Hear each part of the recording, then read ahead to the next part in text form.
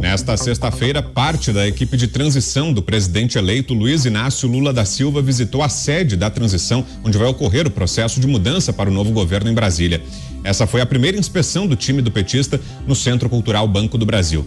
A estrutura foi colocada à disposição pelo governo do atual presidente Jair Bolsonaro, a fim de avaliar possíveis alterações para a ocupação física do espaço. Estiveram no local a deputada federal Gleisi Hoffmann, presidente do PT, Aloysio Mercadante, coordenador do programa de governo da campanha de Lula, e o líder da legenda na Câmara, o deputado federal Reginaldo Lopes. Na visita, petistas rebateram as críticas à PEC que fura o teto de gastos, dizendo que ela não coloca em risco a questão fiscal. A equipe de Lula pretende cobrar de partidos do chamado Centrão apoio à PEC fura-teto por terem apoiado a aprovação da PEC dos precatórios em 2021. Mas destaque a gente abre. Programa de hoje, vamos então a Brasília. José Maria Trindade. Salve, Zé, boa noite. É um momento solene aí dessa transição, viu? Muito boa noite, meu caro Vitor. Boa noite, colegas de bancada aqui. Boa noite a você que nos acompanha sempre aqui nos Pingos nos Is. Olha, Vitor, a transição realmente está aberta, seguindo a lei, né? É uma transição formal, é o governo se abrindo, segundo a lei, para dar informações à nova equipe do presidente eleito Luiz Inácio Lula da Silva. O verde e amarelo voltou às ruas e não há, por parte do presidente Jair Bolsonaro, uma declaração peremptória de que foi derrotado nas urnas diante de uma eleição justa, de uma eleição aberta. Pelo contrário, há ainda desconfianças. Eu vou contar aqui um bastidor que eu vi hoje e confirmei de pelo menos 2 integrantes ali do grupo do presidente Jair Bolsonaro. Havia ali no governo um grupo que elaborou um texto a ser lido pelo presidente Jair Bolsonaro, assumindo de forma firme a derrota e, inclusive, admitindo que a derrota teria sido justa e eleições limpas e abrindo mão de qualquer possibilidade de questionamento do processo eleitoral e das urnas eletrônicas. Imediatamente, um grupo ali mais próximo do presidente Jair Bolsonaro entrou em campo e disse: presidente, o silêncio é a sua arma. No Brasil inteiro existem pessoas que estão acreditando no senhor e seguindo e ouvindo o que o senhor tem a dizer. Portanto, ao ler esse texto, admitindo a derrota e a lisura da disputa, o senhor estará decepcionando muita gente e estará dando adeus a qualquer possibilidade de, no futuro, aparecerem dados novos ou provas de irregularidades no processo eleitoral. E aí o presidente, então, entrou para uma sala lá no Palácio da Alvorada e, em vez daquela carta elaborada por alguns ministros, ele redigiu outra carta e foi exatamente aquela carta lida, onde ele não assume de forma decisiva, né, a derrota em uma disputa limpa, né, e não leu aquela carta onde ele abriria mão de qualquer reclamação sobre o processo eleitoral. Exatamente por isso houve aquela demora, né?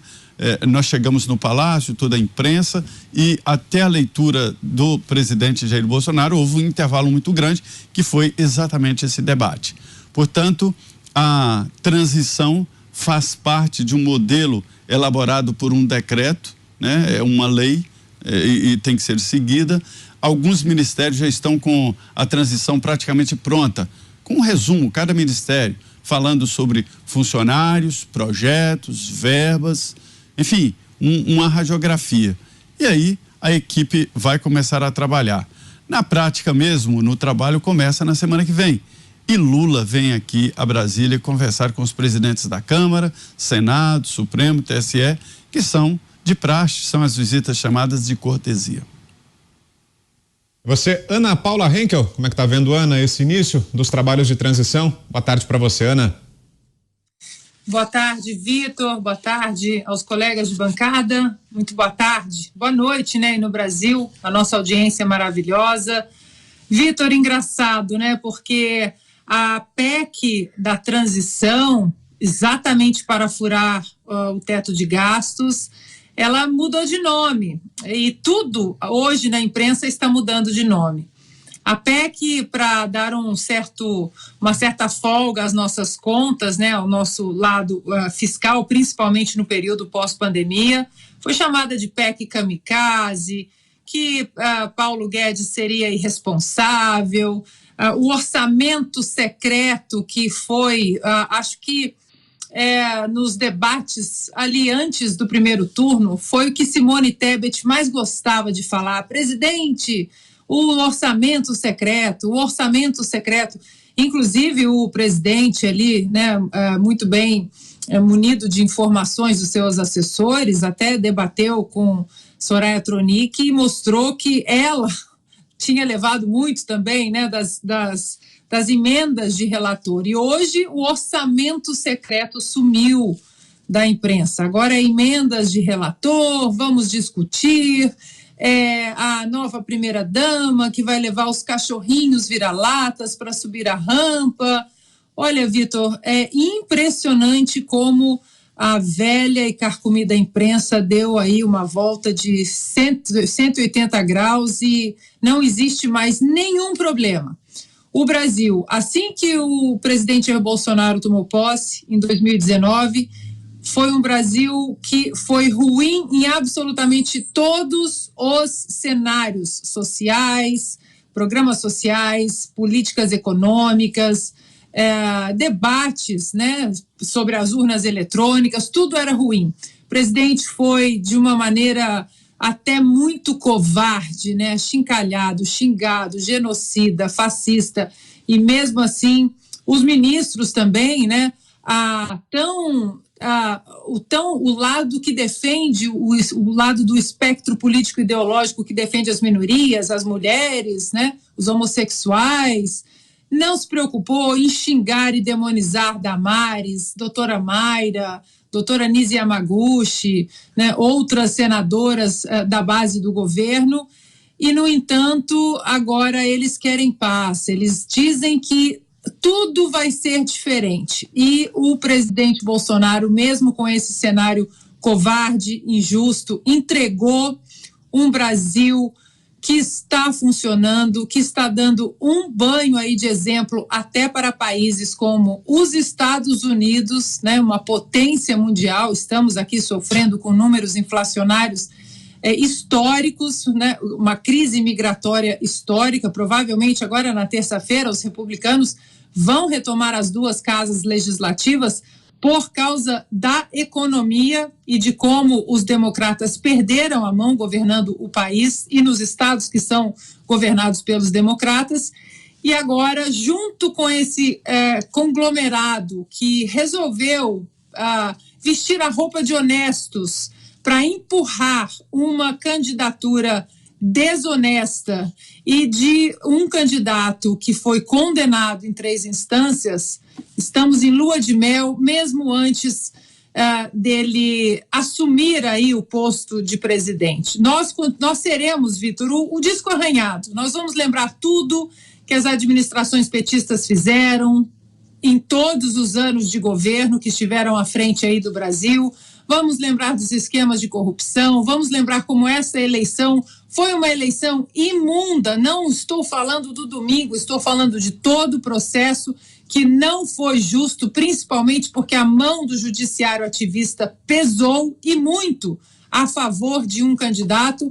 E, como eu falei, nós seguiremos aqui sendo o disco arranhado, porque a oposição já começou também.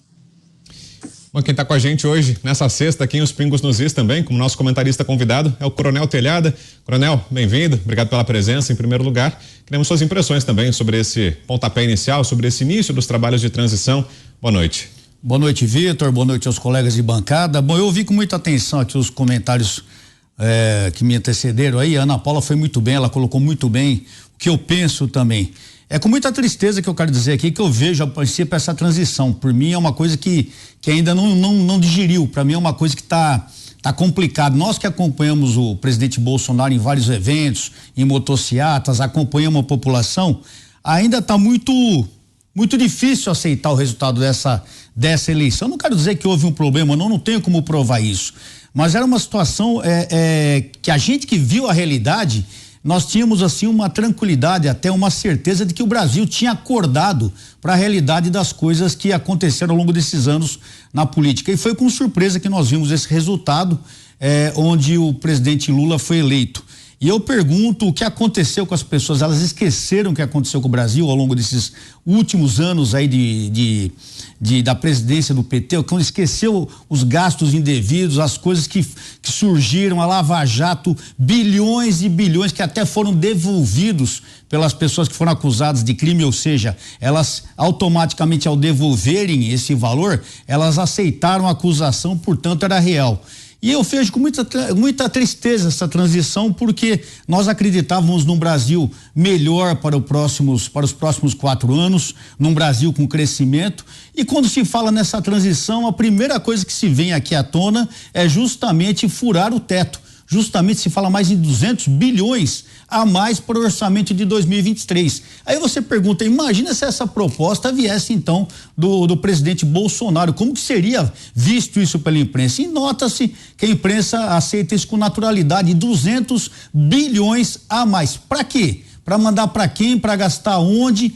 Quem vai ser o favorecido? Então essa é a maneira PT de governar, como a gente já está acostumado. Já começou correndo atrás de dinheiro, já começou achando que o dinheiro é pouco e quer mais dinheiro. 200 bilhões de reais. Então é uma situação muito triste. Eu concordo com a Ana Paula também, quando ela fala da aceitação passiva da imprensa. Nos últimos dias, aí logo pós-eleição, nós tivemos vários movimentos aí em todo o Brasil, não só nas estradas com os caminhoneiros, mas nós tivemos milhares de pessoas, milhões de pessoas nas portas dos quartéis e nada foi mostrado, parece que não aconteceu nada no Brasil. Nós tivemos até um incidente muito triste lá em Mirassol, foi divulgado aqui na rede social, onde um indivíduo atropelou, acho que aproximadamente 10, 14 pessoas, e a notícia é que uma dessas pessoas tinha falecido. E então a gente esperava uma atitude mais drástica da imprensa, uma questão de se tomar atitude, de se cobrar posturas. Não, a notícia nem foi veiculada, parece que não está acontecendo nada.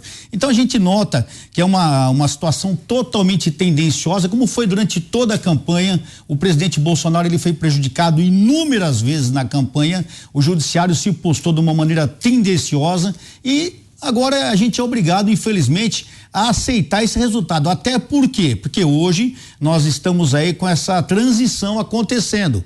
Se houvesse alguma dúvida, se houvesse alguma prova de que houve algum problema, eu tenho certeza que essa transição talvez não estivesse ocorrendo. Então essa transição me faz crer que realmente o presidente Lula será o nosso presidente nos 4 anos e nós temos que estar preparados para isso. O Brasil ainda vai ver muita coisa e infelizmente nós vamos chorar lágrimas de sangue, porque o resultado dos últimos 16 anos de PT nós sentimos duramente na economia, sentimos na pele, sentimos na sociedade. E eu que sou policial militar, Vitor, principalmente sinto muito por causa da criminalidade. A gente nota que a criminalidade ela precisa ser combatida fortemente. E eu pergunto a vocês, o PT vai combater a criminalidade como se deve? Eu tenho minhas dúvidas. E a análise agora é do Paulo Figueiredo. Tudo bem, Paulo? Boa tarde. Boa tarde, Vitor. Boa tarde, meus colegas. Boa tarde, audiência. E eu estou aqui assistindo com curiosidade o orçamento secreto virando emenda de relator, a PEC kamikaze, não é mais PEC kamikaze, a licença para furar gastos, o Meirelles talvez não venha, o rombo, o equilíbrio fiscal virou rombo de 200 bilhões, o programa Minha Picanha Minha Vida, na verdade, era só uma metáfora. E todos os dias nós descobrimos que as coisas não eram bem assim como contavam, né? Isso me lembra uma piada, aquela piada em que o sujeito morre e aí ele pode escolher entre ir para o céu e ir para o inferno. Ele vai para o céu, acha tudo mais ou menos arrumadinho e tal, tudo muito calmo. E quando ele pede para ver o inferno, é uma maravilha. Tá todo mundo comendo picanha, churrasquinho, com cerveja no final de semana, os bandidos todos são paz e amor no inferno, é tudo uma maravilha. Daí o sujeito decide que se o inferno é tão bom assim, talvez ele queira ir pro inferno. Só que quando ele chega lá, é só fome. Picanha é só picanha de cachorro. O inferno é uma censura, ele não pode falar. Violência, come solta, quem manda no inferno é o PCC e o Comando Vermelho. E aí ele vira pro capeta e pergunta, ué, cadê aquele inferno maravilhoso do churrasquinho de picanha e cerveja do final de semana que vocês tinham me prometido? Aí o Tinhoso responde para ele, bom, aquele dia que você veio aqui a gente estava em campanha, agora nós já tivemos o seu voto.